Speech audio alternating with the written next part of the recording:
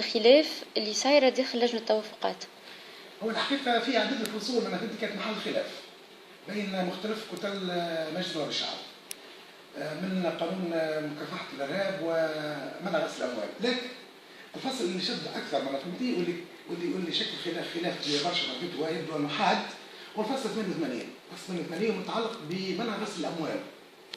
الفصل هذا علاش بالضبط فيه خلافات كبيرة برشا؟ لأنه فيه طرف من الأطراف على الأقل وهو رئيس كتلة نداء تونس متمسك أن تستثنى الجرائم أو المخالفات الجبائية من منطوق الفصل 88 منه. علاش الاستثناء هذا؟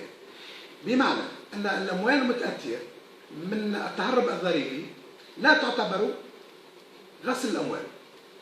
احنا كتلة الجبهة الشعبية في ردنا لهذا نعتبر وبشدة أن الأموال المتأتية من التهرب الضريبي تعد غسل الأموال، مثل الأموال المتأتية من التهريب، ومثل الأموال المتأتية من تجارة العملة، مثل الأموال المتأتية من تجارة المخدرات. لذلك نحن نتمسك بأن تظل يعني المخالفات الجبائية مشمولة بالفصل 88، وزملائنا في كتلة نداء تونس السيد رئيس كتلة نداء تونس يرفض هذا، بل وصل إلى حد التصريح بالامتناع من دخول الجلسة العامة والتصويت على هذا الفصل إن بقي على حاله.